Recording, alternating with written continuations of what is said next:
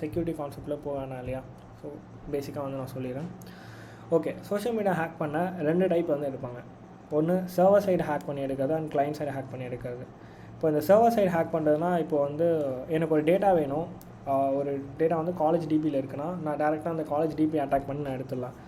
And அந்த data அந்த person சைட்லேருந்து நான் வந்து அவங்க பர்சனோட ப்ரௌசர் சைட்லேருந்து இருக்குன்னா அது வந்து கிளைண்ட் சைடு அட்டாக் சொல்லுவாங்க. இந்த 2 டைப்லேருந்து எடுக்கலாம். இப்போ வந்து கிளைண்ட் சைடுக்கு வந்து குக்கீஸை வச்சு நம்ம வந்து ஹேக் பண்ண முடியும் அவங்க அக்கௌண்ட்ஸை.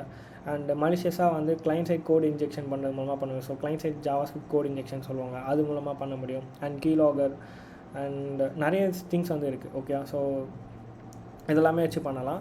சர்வர் சைட் பண்ணுறது வந்து அவங்க டேட்டா பேஸில் வந்து இன்ஜெக்ஷன் பேஸ்டு பக்ஸு அண்ட் வேறு எதனா பக்ஸ் யூஸ் பண்ணி நம்ம எக்ஸ்ப்ளாய்ட் பண்ணி அந்த டேட்டாஸ் வந்து எடுக்கிறது. ஓகேவா? ஸோ சர்வர் சைட் அட்டாக்ஸில் என்னென்ன பக்ஸ் வந்து வருதுன்னு பார்ப்போம். Finding account take over bug. Account take over பக்னால் சிம்பிள் தான், ஒன்றுமே இல்லை.